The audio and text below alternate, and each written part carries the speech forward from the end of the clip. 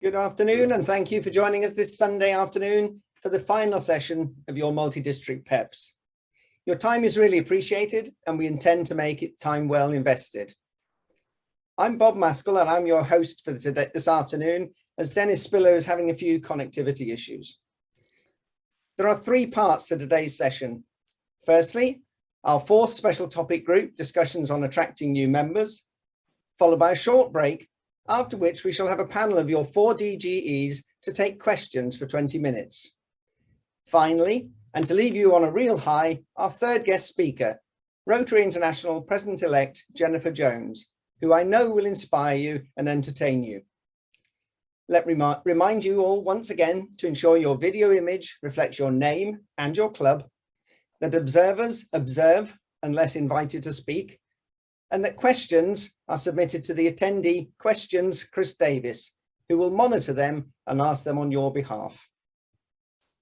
But now we go into our final breakout session on attracting new members. Take it away, tech team.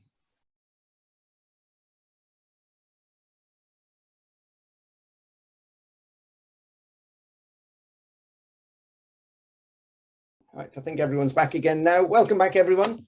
From a very useful and certainly from my point of view, a very interesting session. We're now going to take a 10-minute break. So please watch the countdown timer and be promptly back for the panel of your 4 district governor-elects ready to answer your questions. And we'll hear after that from our special guest speaker as well. So straight into a 10-minute break, time for a coffee and for a tea, and we'll see you back at the end of that. Thank you.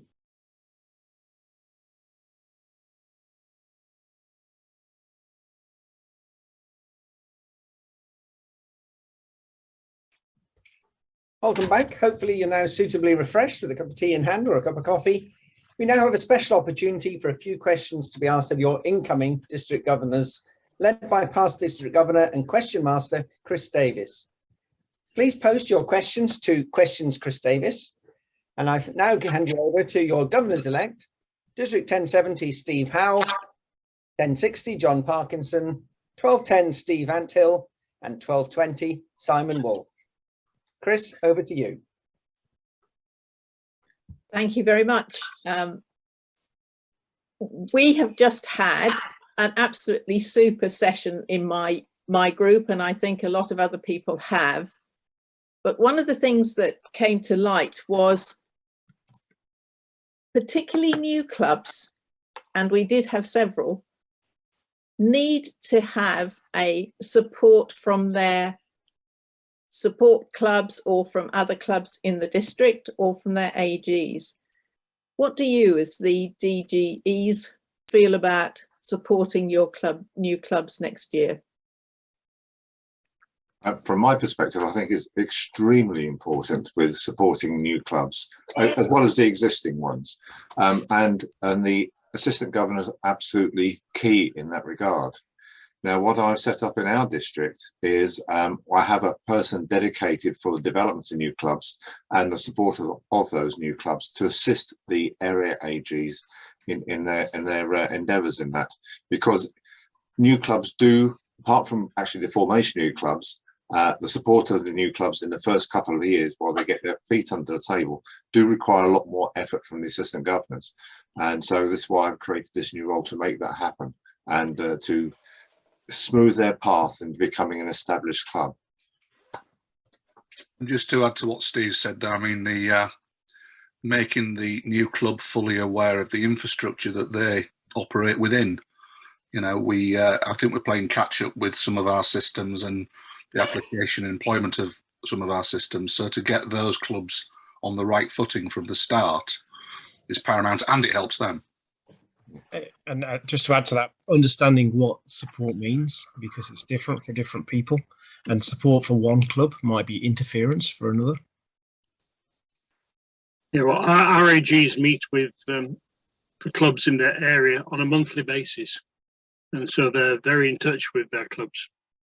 And if there are any clubs which need help, they find out, and we're here to assist. Thank you very much.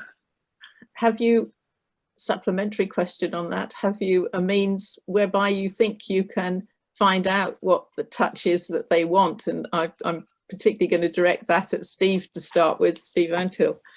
Yeah, that's a conversation that you have with each individual club, and who has that conversation can vary depending on how that club is formed. So our likely to be newest club has worked very closely with our membership lead, particularly, but also with a couple of other people. So those conversations, I mean, clearly there's a structure, as Simon said. So there's an AG and there's support, as John said.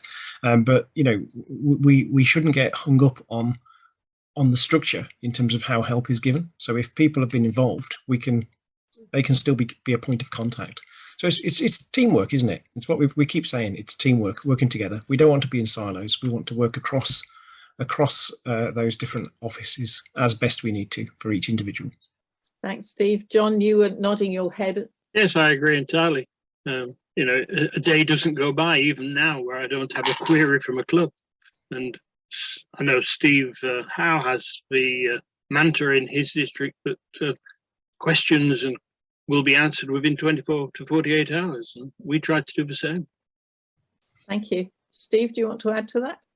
Yes, he's letting my secrets out, is John there. But yes, I mean, there's something I've directed the district team to is actually have a service level agreement with the clubs that if they have an inquiry of the district team, whether it's membership or anything else, that we will respond within 48 hours. And even if it's just to say, got your message, looking into it, we'll be back within 4 days, and then actually do that. And that's a commitment that we're making in our district, which I think is absolutely important. Thank you. Simon? Yeah, I guess to summarise what everybody else has just said, it's getting to know that club, know how they want to operate, and ensuring they've got the right support at the right time without overkill. Thank you. I've got two questions, and actually both of them say the same thing, but in slightly different ways. So both Jamie and Keith are saying, what would be the one thing that you would like to achieve in your year as DGE, and what will make you proud of to finish your year with under your belt? I'll give you a minute to think about that. Who's first, boys? There's a huge list, isn't there? I mean, I'm going to be really flippant and say world peace, but in the absence of that, you know, we're starting this exercise where we're all trying to work together. In effect, what we're doing at a district level is what has always happened within districts and within zones and within clubs. So we're taking that up to the district governor level with you know, myself and the three colleagues here. But we don't really know. I mean, I think we all have ideas over how that might function and how we may gain from it.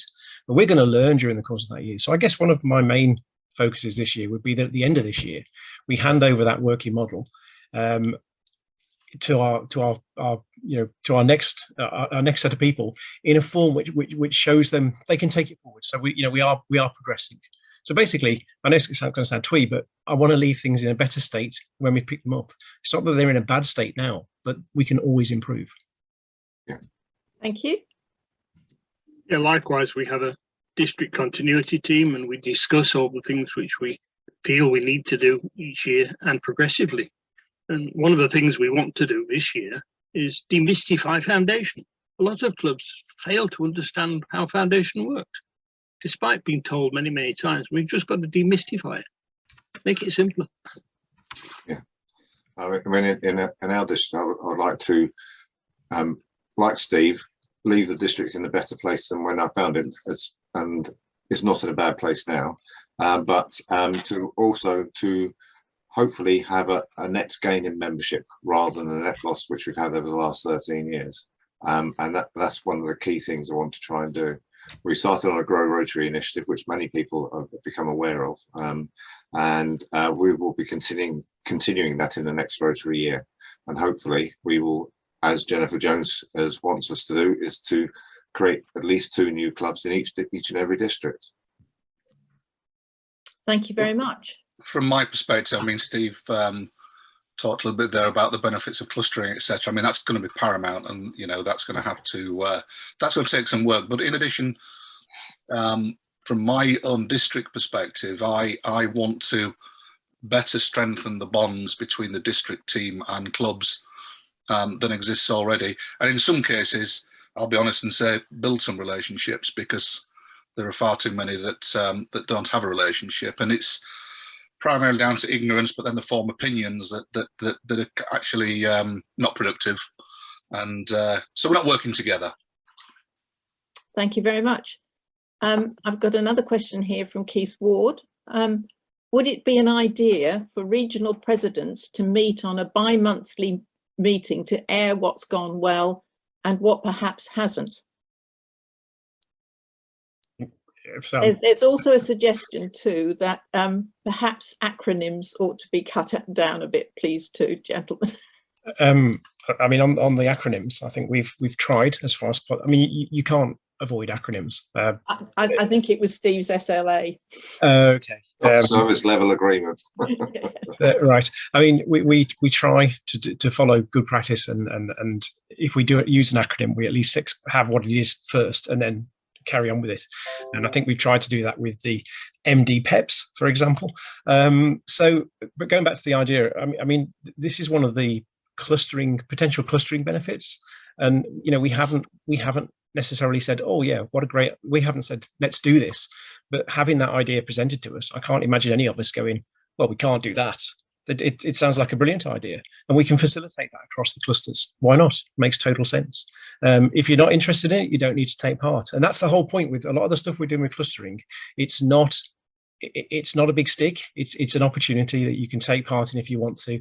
If you don't feel it's for you and you don't feel you get anything from it, you don't need to take part in it. But for those who think they can gain by talking to their fellow presidents elsewhere, we can facilitate that.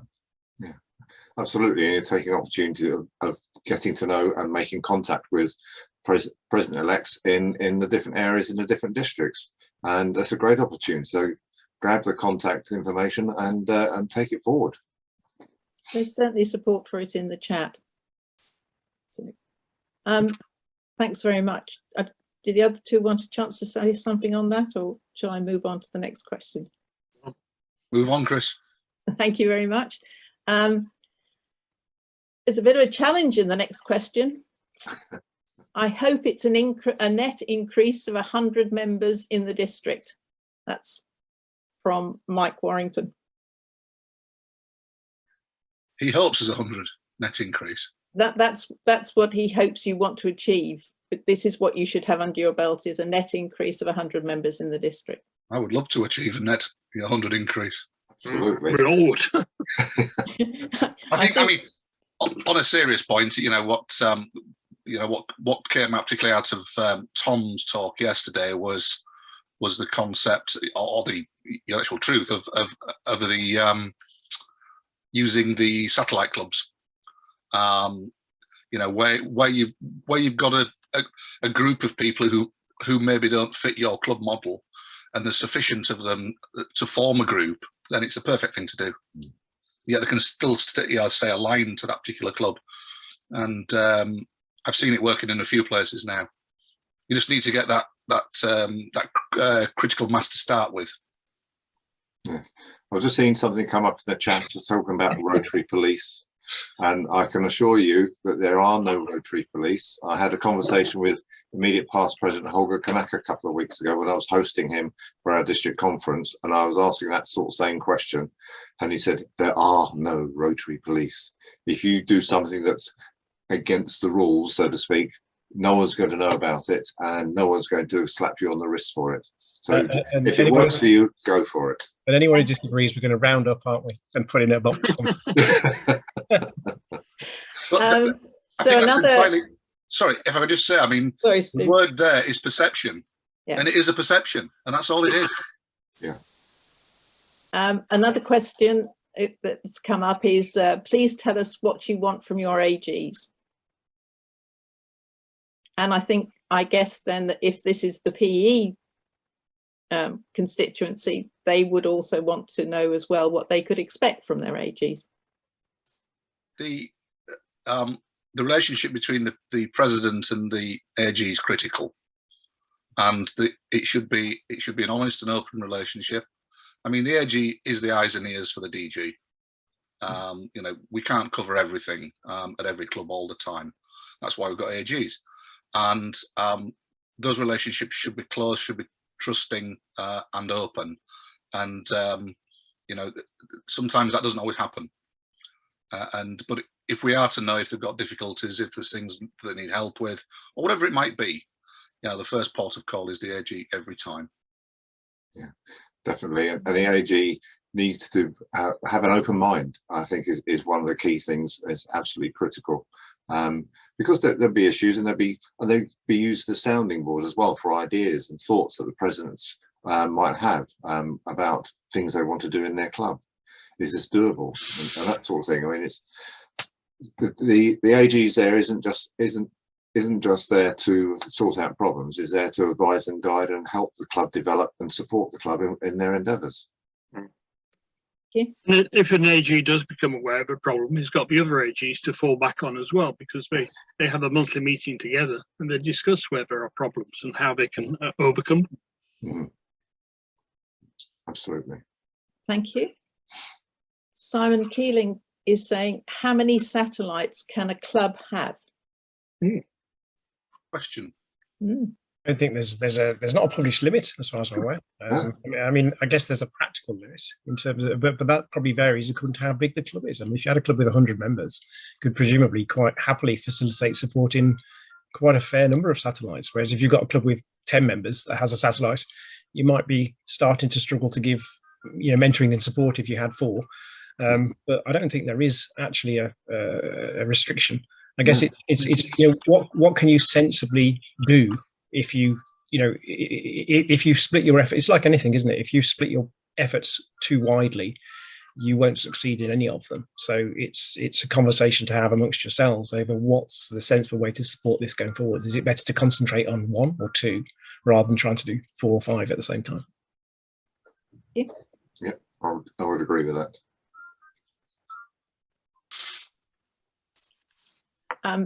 One of the things that's been talked about a lot is the opportunity to meet together as a cluster more. Is there any way that we can share addresses of the people that have been on? I know we can't share addresses, but share names and make inquiries within the groups, because a lot of people have had a good experience in the breakout rooms and may want to contact those people again. So is there some way that they could actually remember their name and perhaps get the contact? Well, we do have a list of the attendees from the last couple of days, so we can certainly, if you speak to your district secretaries, then they will be able to communicate with that list to be able to say, well, this is the email address of so-and-so, and that's the email address of Joe Blogs or whoever it might be, and share it. And if you're happy to do that, then I think that, and you need to say that to your district secretary, and they can facilitate that for you. Thank you. Steve, you mentioned mentoring and support.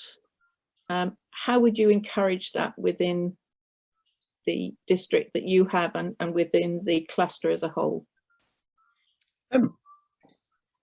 It's a mindset, isn't it? I mean, there's no shame in asking for help. That's the first thing.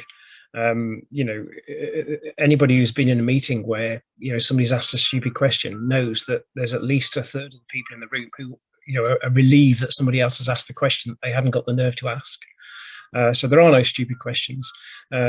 Your Rotaries can be quite complex, and there are many ways to solve the same problem. So, you know, if you feel like you want help, don't feel you can't ask for it.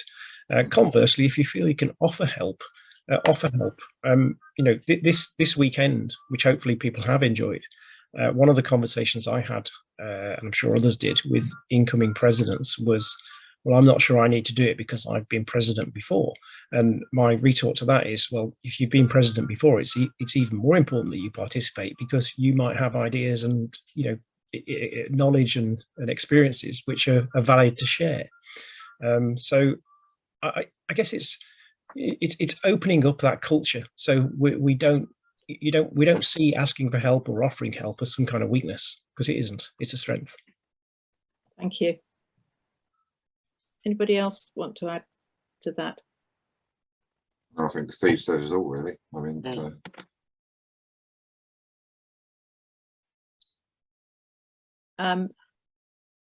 I think we've just about covered all the questions in the chat. I'd just like to ask you a question which was put to me just before we came on here, which said, are the other DGs going to encourage the fact that we continue to meet in occasions like this? Do you mean elsewhere in your continuity team, really, I think is what they were getting at. Yeah, I believe so. I think you know, I think we're all, in fact, if anything, the you know, we're the first step, because we'll be doing the initial learning. The DGNs will follow us. As far as I'm aware, they're all aligned. I believe we're all, you know, we've actually, I mean, most of the districts had continuity anyway, and actually it's quite clear in the meetings we have. And, you know, the four of us here have been talking with our current DGs and the immediate past DGs in meetings as well. But this clustering, we've had a lot of work where we're talking to our DGNs and the DGNN. Apologies for all these acronyms, but basically, you know, next year's and the year after DGs. So yeah, I believe we will. What we don't know is necessarily exactly how that will manifest itself, because it will evolve and hopefully grow and become more effective during our time and beyond. But yes, absolutely. I think the changes that we've been through have been like none other before. Yeah. You know, as Steve said, you know, what the people on this call don't know is that, you know, we four have been talking for the best part of 18 months. You know, and not just about this. Our DGNs have been talking more recently. You know, we have DGE forums, you know, the four of us, and the Ns do as well. At district level, my district governor now, myself and the DGN move around as a trio by and large. So there's continuity. You know, we are continuing projects year on year, which has never happened before. And so, you know, it's happening both in the vertical and the horizontal, and it will continue. Yeah, Thank you, Simon. One of the good things about the DG forum, which is all 25 districts do have a monthly meeting, or the DGEs do. The DGs do as well, and the DGNs have started doing that as well.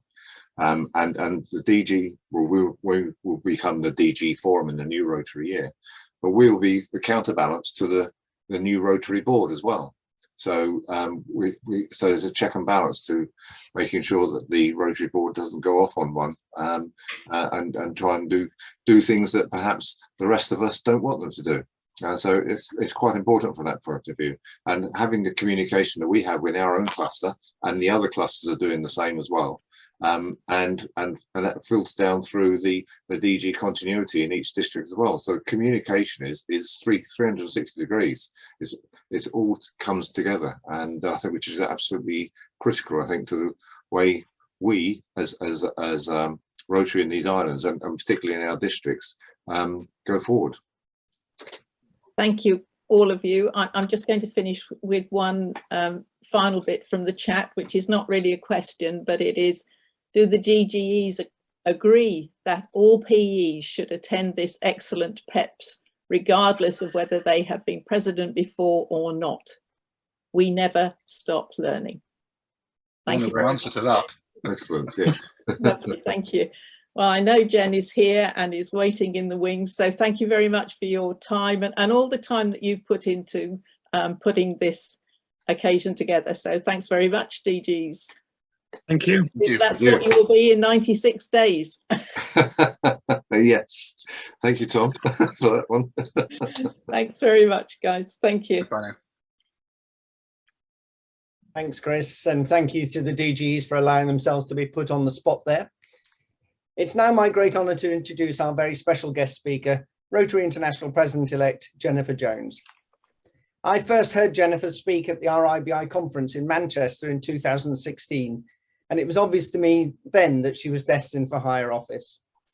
I also had the honour of being one of her training leaders at this year's International Assembly. Jennifer, you're with us for around 50 minutes today, and I understand you're happy to take some questions later on. Absolutely, absolutely. Thank you, Jennifer. So questions, if you have any for Jennifer later on, please go through the chat and to questions, Chris Davies. And Jennifer, we've got some 4 districts worth of president-elects gathered here for you to listen to you. And so without further ado, I shall hand over to you for your chat. Thank you. Well, thank you, Bob, and good day to all of you. I am thrilled to be able to join you for this session today, and in particular to be able to support our governors-elect, the folks that I am going to be able to serve with, as well as all of you as presidents-elect. So John and Simon and Steve, it was a delight to be able to hear some of the answers that you had to questions. I jumped on a few minutes early, so I got to hear a little bit of the chit chat. I want to validate the comment about the Rotary Police, and I want to add one other way that I always frame it, that when asked whether or not there are Rotary Police, there are some folks who believe that they are, but the direct answer I usually give to that is that the Rotary Police are woefully underfunded. And so as you're going about your business, just recognize that doing things a little bit differently is quite honestly more the mantra of the day, and making sure that we take that flexibility that we've been given as clubs, as club presidents-elect, to be able to do things that work the best for your clubs. That is the experience we want for all of you. I want to thank AG Mark, who gave me a heads up in the chat room that it's Mother's Day today in your part of the world. It's not quite in my part in Canada. It's, I think, a month from now or 2 months from now. But to all the mums on the call, happy Mother's Day to all of you. And hopefully it's a day that after you get off this call, you're able to kick back and relax and enjoy being celebrated and feted by your families. I want to recognize some of the incredible Rotarians that are friends on the call. Our director nominee, Eve Conway. Eve, I was flipping through the 5 rooms here and happened to see your face. So a good day to you and to all yours. I know that we have Leslie, who is our membership chair, looking over membership in your region. And so I know that having Tom Gump on yesterday, I believe it was, that he was speaking. What a guy, what a superstar in the membership lane right now with the creation of new clubs. And I hope that he gave you some ideas to not only think outside of the box, but to break the box and put it back together however it works best, and some neat ideas for doing things just a little bit differently. Lastly, I wanted to say to Dennis Spiller, always good to see you as well, sir, for your continued leadership. And I don't believe that she's on the call, but I do want to point out our international director for your zone, and that is Nikki Scott, a good friend who I've been best of friends with for the better part of a decade. And likely by this point, you know that I have asked her to serve as vice president to me. And I am elated not only to have her serve in that position, but to represent your part of the world in doing so and elevating the wonderful Rotarians that come from your part of the world. So today, I'm going to share some thoughts with you and some reflections, some stories, and some thinking about our year ahead together. And then, Chris, I think you're going to lead us through some questions and answers. And you are so lucky to have Chris in your part of the world. We've been training leaders together for many, many years, and always a steadfast hand there. So I'll look forward to opening up the floor and, quite honestly, hearing any of the questions or comments that you all have in our time together. So let me start with a reflection about when I arrived at our international headquarters last August. My husband, Nick, and I, we finally actually moved to Evanston about the middle of August last year. And the border between Canada and the US, as you likely know, has been closed through the entire time of COVID. And that was to land travel, but to air travel, it was open. And so when case count started to lower a little bit, it was time to move to our international headquarters and to finally walk into my president-elect office, a space that I have revered for years, always with such respect to the people who have held that office. And the people that I have had an opportunity to learn so much from. And so it was a couple of days later that I received a private message from a Rotarian in the UK. And he reached out letting me know that their club had a relationship with a peace activist in Kabul, Afghanistan. Now, if you'll recall, around that time, we all were watching with horror the scenes that were playing out on our nightly and daily news of the tens of thousands of people who were fleeing the country at that point as their government was being toppled.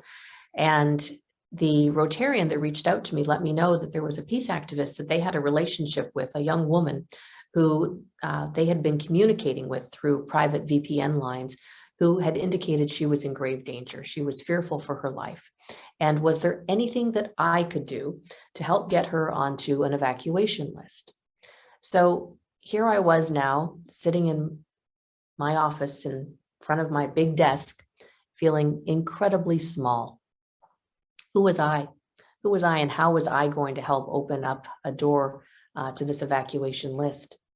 And then I started thinking about a Peace Fellow, a Rotary Peace Fellow that I had met a few years earlier that had the kind of connectivity that perhaps could open up this kind of opportunity.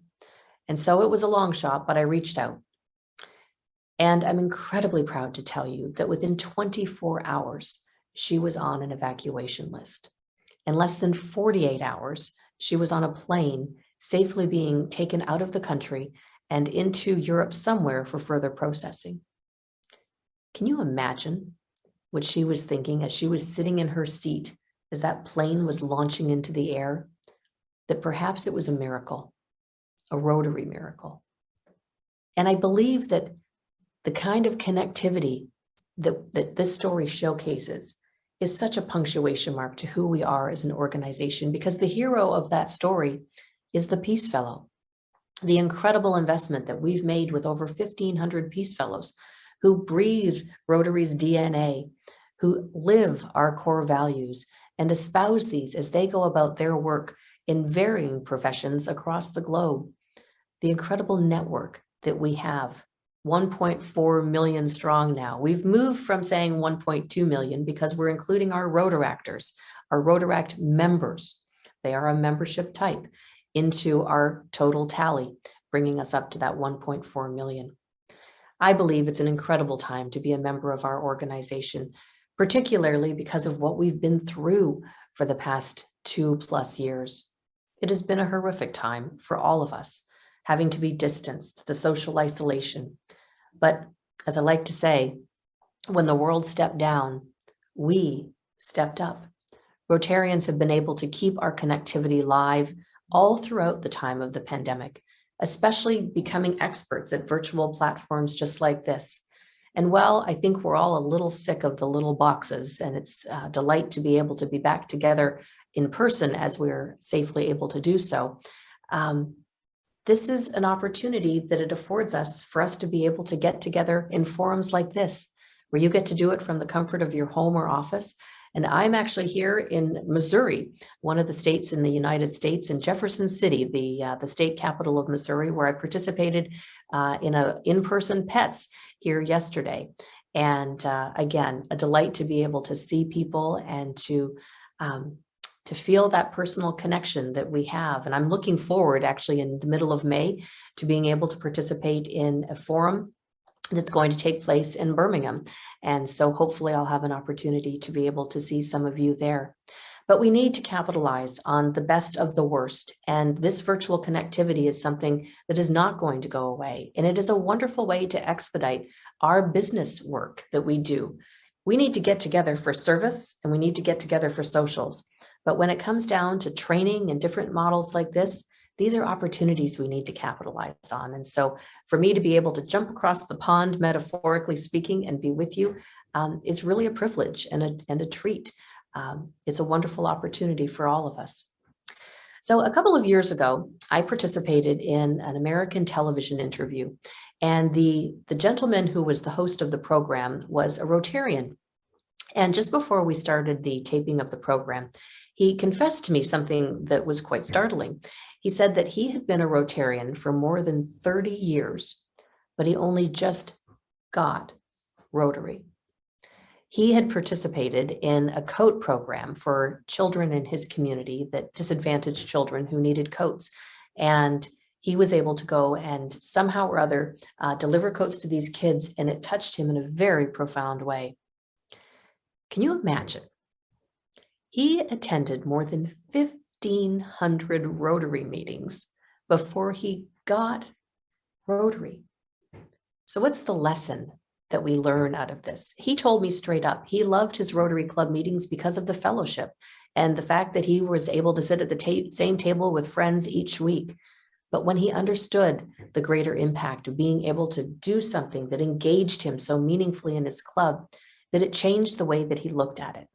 He even went on to become the president of his club, and he actually changed the format and made them a more valuable and relevant club in today's landscape. He changed the time, and consequently, more people were able to attend and able to do Rotary together. And then they were able to take on some different engagement opportunities. We know that when people feel engaged in our clubs, when they have something meaningful to do, that's why we stay. We don't stay because of the meals. We stay because of the friendships, because of the service, because of the social opportunities. And so as we reflect upon our own clubs, one of the things that we know, and whether this is a reflection of your club or not, we know that we do not have an issue bringing members or attracting members into our organization. What we have an issue with is keeping them. And so we have this revolving door, if you will. In any given year, we bring 150,000 new members into Rotary, but our number, our overall number remains static. So what does that tell us? It tells us that we bring 150,000 in, but we lose 150,000. So how can we do this a little bit differently? Well, it comes down to the comfort and care of our members.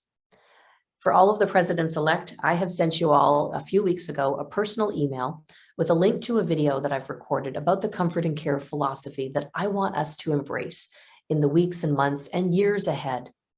Understanding that when we take care of our members' needs, they will take care of our communities. And the best thing that we can do is shift our thinking. So often we have taken this approach to doing exit interviews when someone leaves our club, asking them why they didn't stay. Well, you know what? It's too late. They're already out that back door. Instead, what we need to do, what I'm asking you to do, is to ask these folks, what do they want out of their experience? And then deliver on that promise. We offer so much in leadership development, personal growth, event management, board governance, all of these different things that not only enrich our Rotary life, but we can take into our vocational life as well, into our family life. So it gives us a broad opportunity to make sure that we're giving people things that are meaningful to do. A couple of years ago, I was in Melbourne, Australia, and one of my good friends there, Bronwyn Stevens, she took me to a middle school, and I was introduced to a Rotaractor named Peter. And Peter said this, he said, Jennifer, in order to have responsible children, you have to give them responsibilities. I think Peter was onto something. And not to suggest that our members are children. I don't mean that in any way, shape, or form, but let's just change the word. In order to have responsible members, we need to give them responsibilities. And so how many of you are familiar with someone in your club saying, well, we can't give that task to such and such. They've only been in the club for 1 or 2 years. They don't know enough yet. I see some smiles. I see some nods. Yes, we need to make sure that when people walk through the door, that we give them something meaningful. And once they have that aha moment, just like my friend who attended the 1,500 meetings, you know what? They're hooked. They're hooked. We saw it play out in your part of the world at the beginning of the pandemic and for the entire first year and beyond, when hundreds of thousands of regular men and women in your country stepped up to take care of people. They were Rotarians that had just not received the pin. We know that there are people who want to do good in the world, and we just need to capture them. Those people who don't yet know they're officially a Rotarian. My youngest brother, Dave, is a club president right now, and it's been such an incredible joy to be able to see what he's been able to do with his club, and to see things firsthand through his lens. It's been a few years since I've been a Rotary Club president. I was a president in 2001, 2002. And so he's full of an abundance of riches in terms of guidance and our cross mentorship of each other as presidents and president-elect. And one of the things that we were doing a couple of years ago, I was prepping for a media interview, and he and I sat down to sort of noodle through and talk about key messages, if you will. And I'm sure that many of you on this call likely have talked to the media on different occasions, whether it's for Rotary or whether it's through your vocation. And one of the things that we know that we need to do is that when you're doing a media interview, you think about what might the reporter ask you, and then come up with your key messages that you want to make sure that you deliver. So we were going through that exercise, and the interview that I was doing was about the role of service in civil society. And so out of my brother Dave's mouth came these words. He said, in order to live in the kind of society you want, you have to help build it. And I said, Dave, I said, that's awesome. I said, who said that? And he said, I said that. And I said, no, but who said that? And he said, I said that. We started to sound like we were a comedy routine. And the reality was these were words, an authentic, genuine, original quote that came out of his mouth. In order to live in the kind of society you want, you have to help build it. And what I love so much about that is that it ties hand in glove into our vision statement for our organization. Together, we see a world where people unite and take action to create lasting change across the globe, in our communities, and in ourselves. And I think those last words for me are perhaps the most significant out of the entire vision statement, the lasting change within ourselves. Who here doesn't feel a little different, better, because of being a part of the family of Rotary and embarking on this journey as a president-elect? I love the dialogue that you were having when I popped on about the continued learning that we do, even as a second or a third time president. I know that we think that sometimes, there's not a lot to learn, or there's maybe perhaps nothing new, but there is always an abundance of riches of what we can learn from Rotary. And one of the things that I will be doing is a little bit more, not a lot, but a little bit more direct connectivity with all of you, sending along perhaps another couple of videos throughout the year, things that you can share with your members to make sure that the incredible resources that your governors elect, but in 98 days, governors are going to be able to provide to you as well. So we're all in this together. And if this is your first time serving as a club president and you're a little bit nervous about it, I'll fess up to you right now. So am I. And I would say by show of hands who's nervous, but I'm not going to be able to scroll through all the pages, but I'm going to put up both hands and tell you, yes, a little bit nervous too. But you know what? That's good, because it means that we care. It's good. It's nervous energy that is positive, and we don't want to be debilitated by it. We want to make sure that we harness the goodness that comes out of that, and taking care of our members, and making sure that we plan each of our meetings, that there's meaningful intent behind what it is that we do, and making sure that our members feel welcome and included and special. I want us to be brave, courageous, intentional leaders that help right now at a time when our world needs healing. And our members need to go on that journey. And I hope that at the end of this year that we are able to walk away with our members having fallen in love with their Rotary clubs. And I know that may sound a little silly, but allow me that thought on Mother's Day to say that I want us to fall in love with our clubs, and to be able to make sure that our members feel the joy and the passion of being a part of our organization. And more than that, the pride of wearing our Rotary pin. So I don't have my official Rotary pin on today, but I do have my official theme pin on. And I thought that I would tell you just a little bit about it. And then I know we're going to jump into questions in just a few moments. But our theme pin, or the theme, the presidential theme, Imagine Rotary, let me just describe to you the theme logo so that you understand the elements behind it. And you can tell this to your own Rotary Club members in your clubs. So next year, we are going to go for our international convention to the city of Melbourne, Australia. And if you've not been there, I hope that you're starting to toss some pennies in your piggy bank, and that we can all go there and celebrate at the end of our term together and kick off the year that starts following ours. But one of the things I wanted to do was make sure that the presidential theme had a familial relationship with the convention logo. And so what I did was we reached out to an Aboriginal Indigenous artist in Australia by the name of Ricky Salem. And Ricky helped to create this, this logo. I'm going to take it off so I can just put it up to the, actually there's a bigger copy right here. Let me just reach out of frame for a second so I can hold this up.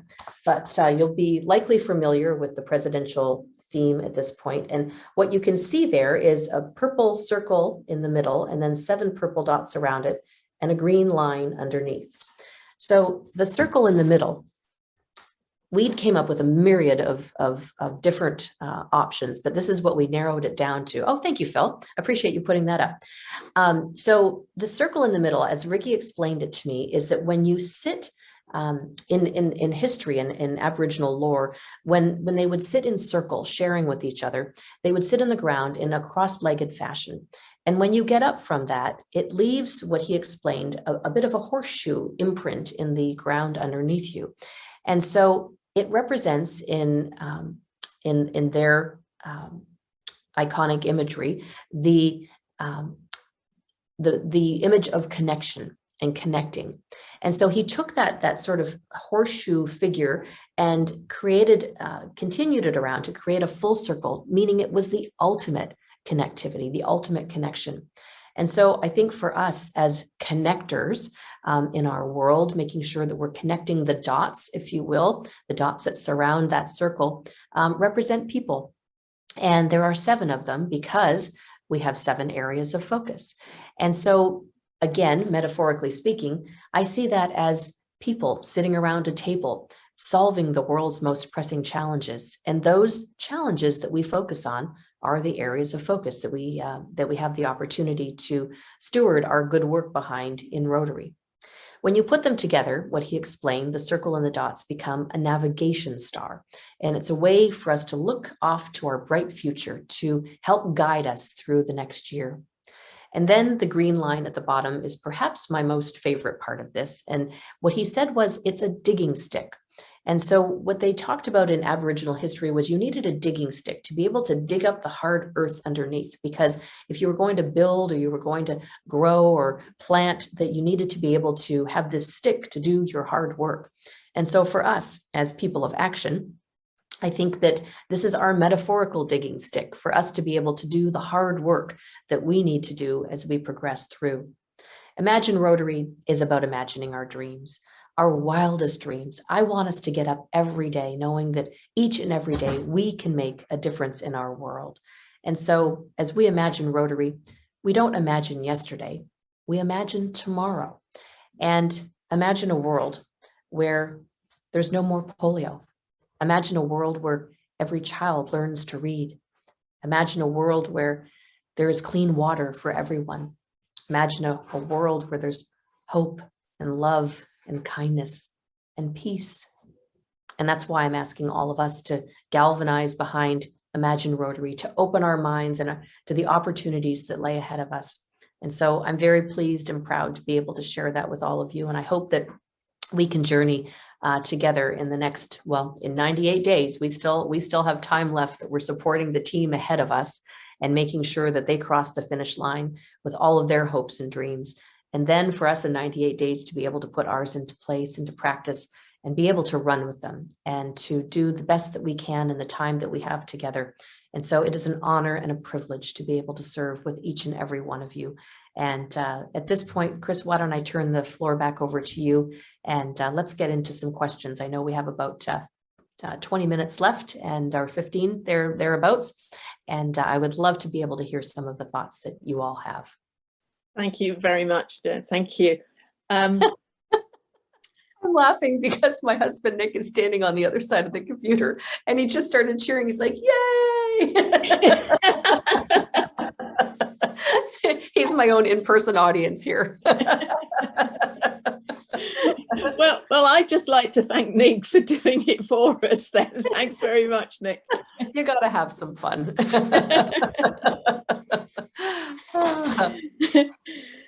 I'm going to start with a question from Jamie that says, Jen, what has been your biggest achievement as a Rotarian, despite the issues caused by COVID and pandemic? So I think that's a big question. It is. Biggest achievement. Well, you know what? I mean, honestly, I think that we all have what we call Rotary moments, those opportunities, those ahas where we realize that we're part of the bigger picture. And gosh, if I were to reflect upon how many Rotary aha moments I've had, the list is far too long. I will say, you know, to be honest, I'm thinking of this in real time. I don't know that I would want to count on any of the grander things accomplished. And there's many different big things that I've had the privilege to be part of. But I would say that the connectivity with people, the joy that I find in meeting a Rotarian and hearing the stories, the past few weeks that I've been able to actually be together with people in person and to hear so many different stories of people's participation in our organization and what they've been through, what they've been able to accomplish over the past couple of years, and then being able to take those stories and weave them into helping other people understand their own stories. I guess maybe the power of connection is perhaps maybe what I'm most proud of, being able to connect with people and connect the dots. Maybe those dots that are around the table that I just spoke about, helping to make sure that we draw upon those things. So maybe that's not as grand sounding as the big, large thing perhaps that you were looking for, but I think that ability for us to have relationships with each other is what I'm most proud of. Thank you. Simon says, and you touched on it already in your talk to us today, but it is often questioned why TV media isn't widely used in the promoting of the good work that Rotary does. Are there any plans in this area? Well, Simon's setting me up perfectly to answer that question. So thank you, Simon. So I come from a marketing and communication background and long have thought the same, that why are our great stories not being told and amplified at large? And part of that, all of that in large part rests upon each and every one of us, and making connections, those powerful connections again, to local media to make sure that we're telling our stories. When something incredible is going on in your Rotary Club, or you know, whether it's local or something internationally that you're targeting, think of the wonderful things that your clubs have done through the whole COVID pandemic, of how you've been able to help in your community. These are stories that need to be shared. And so one of the things personally, from a personal perspective, that I'm doing in the upcoming year is taking the presidential travel that we would be doing and focusing it, aligning it behind a more obvious communication objective. And so our 7 areas of focus, I'm going to extend it to 8 different stops that we're making across the globe as part of a Imagine Impact Tour. And we're going to be taking top-tier journalists and influencers and social media folks with us to 8 different locations in the world. And you're going to hear the coffee bubbling. We're in a hotel room. Hear the coffee bubbling behind me there. But we're going to take these folks with us to 8 different locations in the world to showcase what Rotarians are doing, that are projects that are large, impactful, and sustainable. And quite honestly, things that we're doing that the outside world perhaps doesn't know a lot about. And these journalists, I'm hoping to engage them to tell our stories. So let me give you a sample of, well, let me tell you the whole list of where we're going to go and what we're going to showcase. We're going to the South Pacific Islands, where Australian and New Zealand Rotarians are immunizing more than 100,000 kids against rotavirus, HPV, and pneumonia. And it is an incredibly huge project, and we're going to be able to shine some light on that there. We're going into Zambia, where we have a large-scale program, our first Rotary project of scale, a $6 million project to eliminate and eradicate malaria from that country. We're going into Uganda, where we have our Makerere Peace Center, where we're going to focus on the Peace Fellows that I talked about a little bit earlier, and the incredible work that's being done in the first Peace Center in the African continent. We're going into Nepal, where we're going to focus on community and economic development and the incredible work that is happening with Indigenous women in that country. Into Pakistan, that will be the first trip that we're taking at the beginning of August, and meeting with frontline female health workers who are there immunizing children in our polio eradication efforts, raising again the eye line to what it is that we do in our 2 remaining endemic countries. We're going to focus on the environment in the USA and bees and monarchs and the pollination process and the incredible need for that as part of our ecosystem. We're going to go into Guatemala, where we're going to focus on basic education and literacy, and an incredible program there that is educating young children, and not only their education, but the education of the teachers who teach them, and the continuous learning that they go through. And then the final stop will be in Haiti, where we are targeting a more than $1 billion project to put potable, clean water into the hands of every man, woman, and child in that country.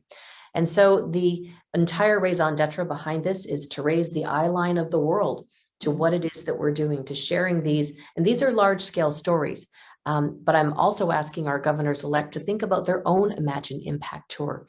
And as they're working their way through your districts and your clubs, to help galvanize media to look at the kinds of things that you're doing in your own communities as well, to shine that bright light on things. And so a couple of outcomes. One, we're going to tell the world about what we're doing. And this is the kind of publicity that you can't afford to pay for. And that's the best thing that we want to do. We want to be able to not use the precious dollars that we raise to pay for advertising. We want to make sure that we're capitalizing on good news stories that they want to engage in because they're worth telling, and then be able to use our hard-earned dollars to put them into the projects that we do. I also believe it's incredibly important to carve out a few dollars to make sure that we're paying for some advertisements or advertisements to help generate awareness for what it is that we're doing. But the other big thing, the other big takeaway out of that is, yes, the rest of the world is going to hear about us, and hopefully that will open doors for people to want to join us and help us with our membership efforts. But for our own members to hear these stories being told and played out across the globe, I hope it creates a sense of pride as we see these stories being told, and that we all go, I am really proud to be part of something so much larger than perhaps my own unique experience, that I am part of a global network and a global organization that is so committed to doing good in the world. So that is the plan. And Simon, thank you for the setup on that. Thank you very much, gentlemen. And there is another question that actually very much echoes my own feelings as well, which is personal. It comes from Robin, who is one of our facilitators. Personal growth and leadership development played an important part in drawing me into Rotary, and it's some 30 years ago, which is not my experience, but certainly Robin's. How can we sell that to our younger potential members today? And I would just like to say that I think your gift of Imagine to us as facilitators is just brilliant. Thanks, Jen. Oh, well, thank you, Robin. I appreciate that. And you know what? It's an easy answer. I think if we want, and I'm glad that you feel that you've had this personal journey of growth and development. I feel the same way. I mean, I know that I am a better public speaker. I am better at board governance. I am better at event management. I'm better at finances. I'm better at all of these different things. My husband might argue with that last one a little bit, but the journey that we all go through in becoming, more enriched people because of the opportunities presented. These are exactly the gifts that young people in our organization need to receive. And quite honestly, many of you may have heard me talk about this before, but I think of age a little bit differently. And let me explain this before I finish the answer. Have you ever met a 25-year-old who's old? Have you met an 86-year-old who's young? Right. It's all here. And what we need in our organization is young thinkers, thinkers of all ages, people who are open to new ideas. That said, as we're focusing on and trying to attract younger members into our organization, whether it's as younger Rotary members or younger Rotaract members, we need to give them authentic opportunities.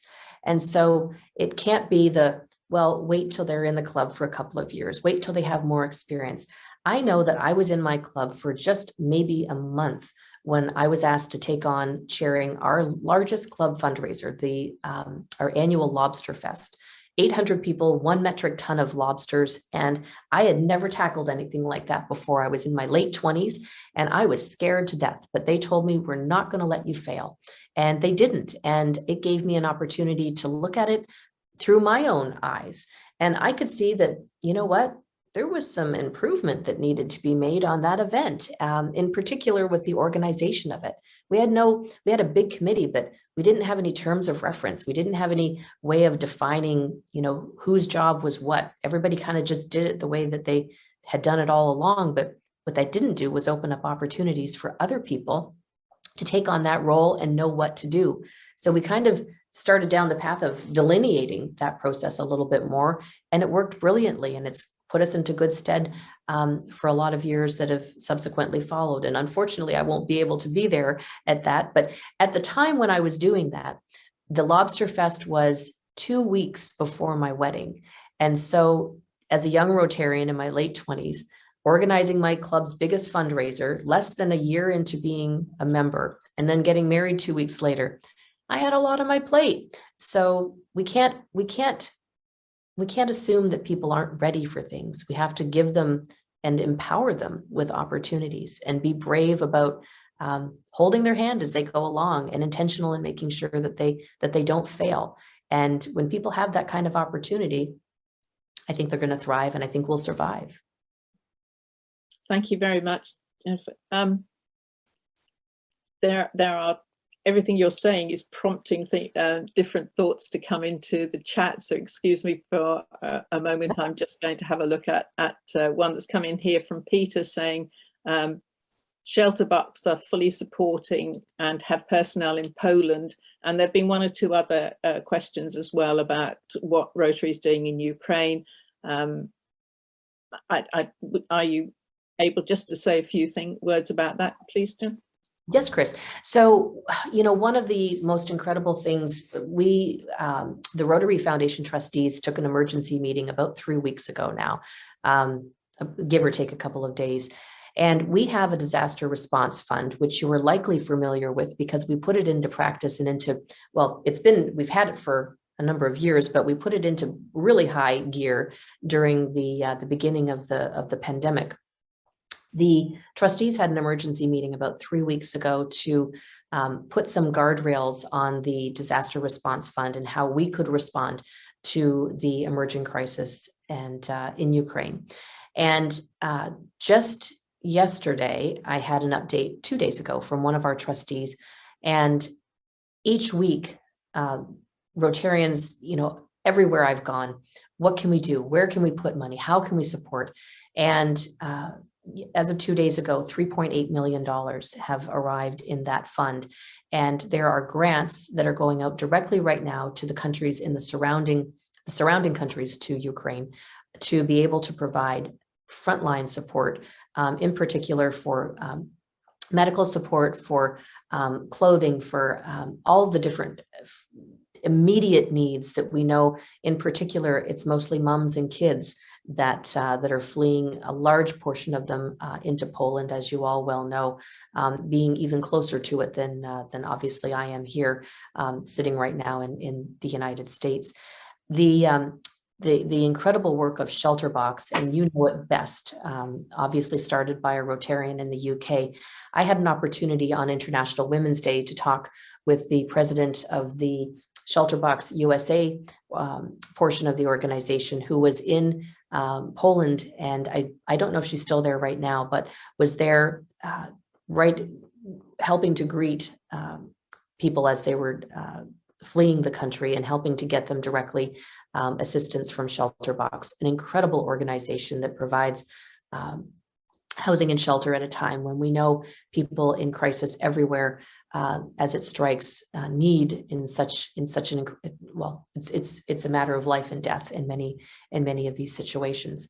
What I want to share with you is something that was part of a conversation I had with the CEO of Shelterbox, Sanj, who is located in the UK as well, and you may have made connections with him.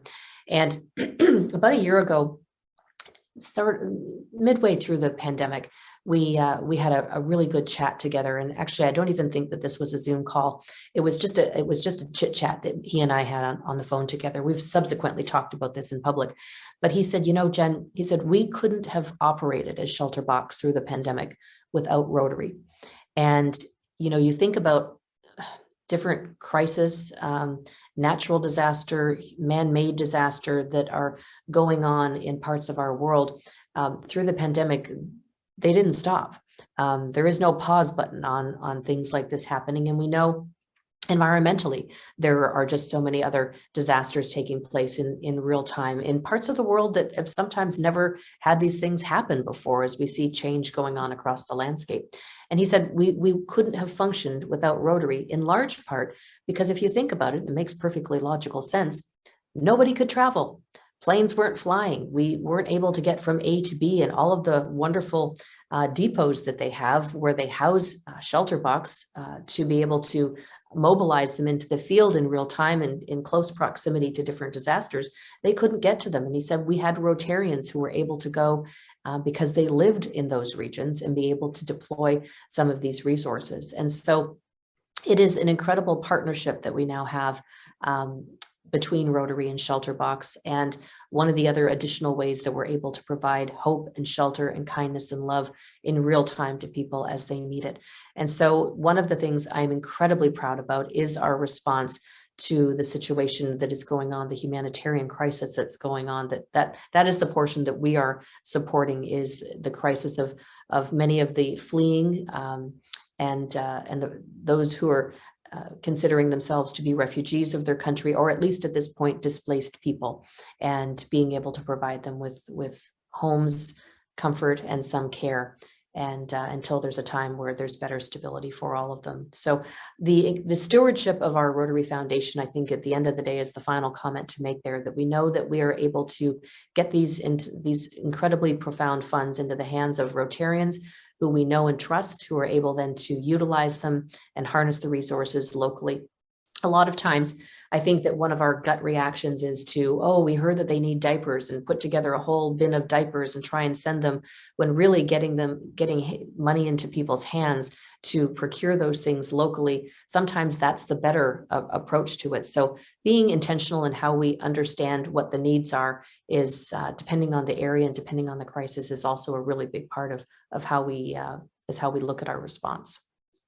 Thank you very much, Jenna. And as you know, through the Rotary contacts that we have through the training leaders, we have been able to get in touch with people who are there on the borders, taking the people across, and also with the Rotarians that are in Moscow, who are actually putting their own lives in danger to actually protest about what is happening. So thank you very much for all your work on that. Thank you. Well, Chris, that's a very important point. If I can just add one more thing. The better part of a decade ago, I went to an institute in St. Petersburg, Russia, and met with a number of amazing Rotarians in that country.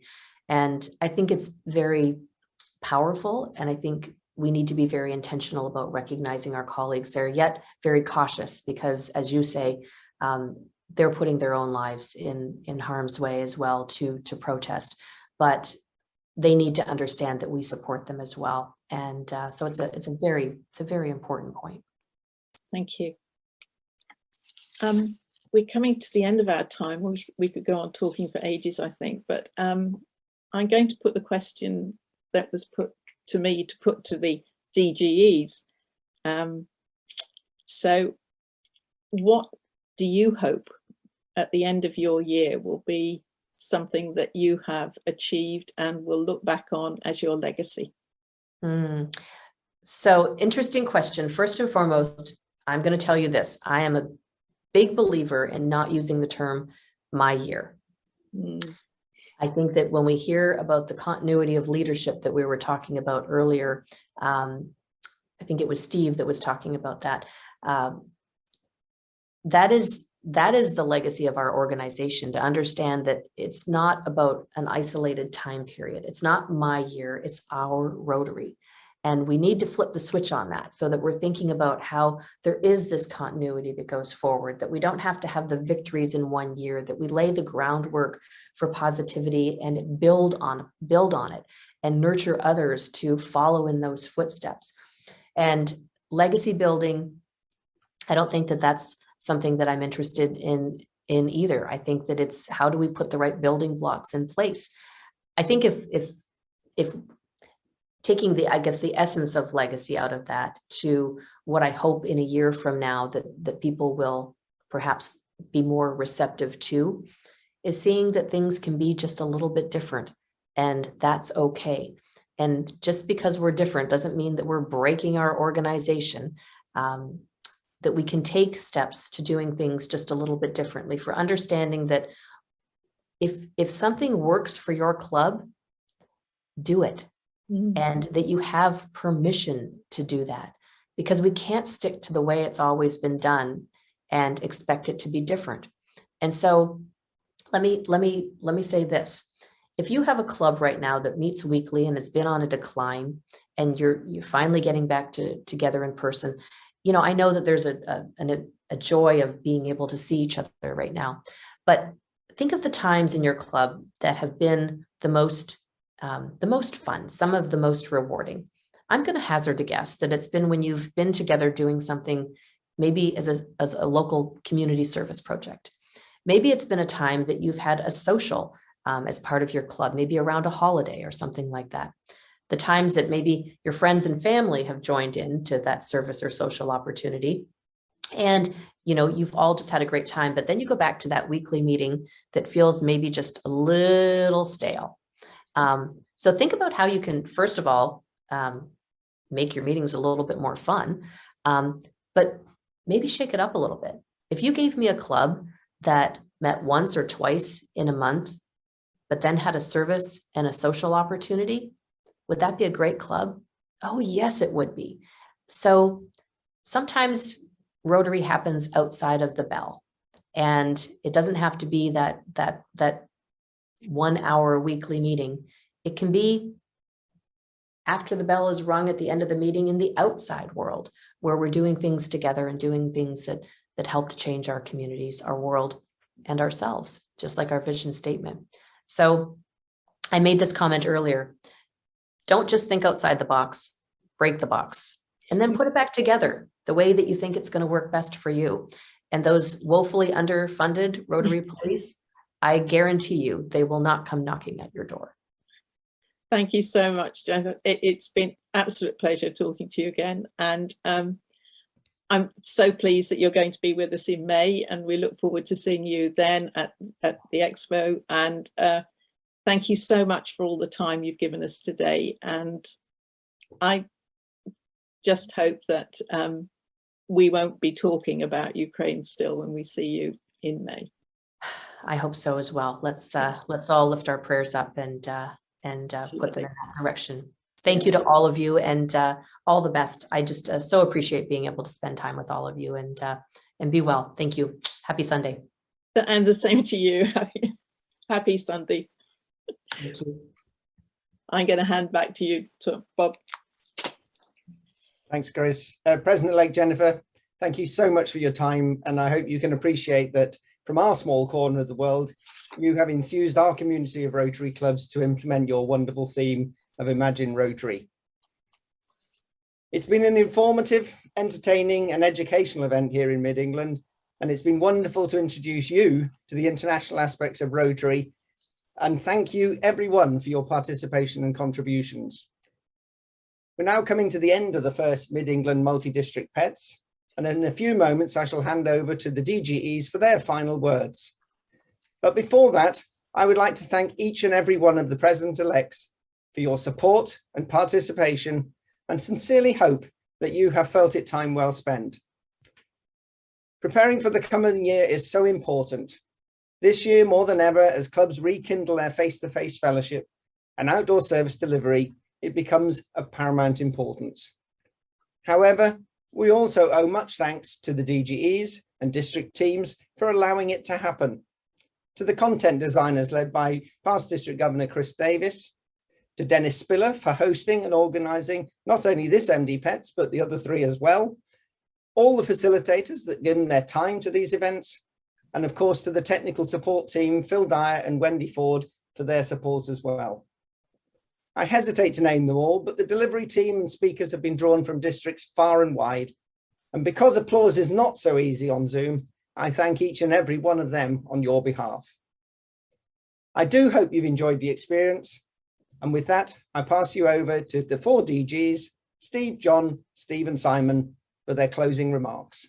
I think I'm going to be speaking on behalf of the other DGEs, and thank you, Bob. I think you have actually taken some of the words out of my mouth, but I'll carry on anyway.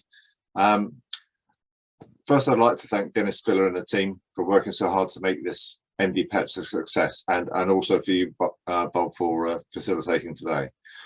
Without them and the facilitators this weekend, it wouldn't have been possible. So I'd like you all to show your appreciation in the usual way, but as you say, on Zoom, that's not necessarily possible. So how was it for you? I got a lot out of it this weekend, and I found it really engaging, and it's great to hear the ideas and thoughts and processes that you president-elects have got in mind and planning for your year ahead. I think it's brilliant. I hope you found this weekend extremely useful, and that you had the opportunity to make connections that we spoke about right at the start of the weekend that a single district pets would not have provided. And we hope they've been inspired by the keynote speakers, and Jennifer in particular, thank you, and having the opportunity to ask them questions. And I hope that will excite you for your year ahead. Remember, you're not alone on this journey, although it might feel like that sometimes. Your assistant governors and us DGs are here to help, and we need your help too. We're in the same boat together, and we're heading in the same direction. Good luck with your year ahead. Don't forget to have fun, and with the support of your clubs, you'll have a great year and look back on your year with a sense of satisfaction of a job well done. Good luck. Thank you.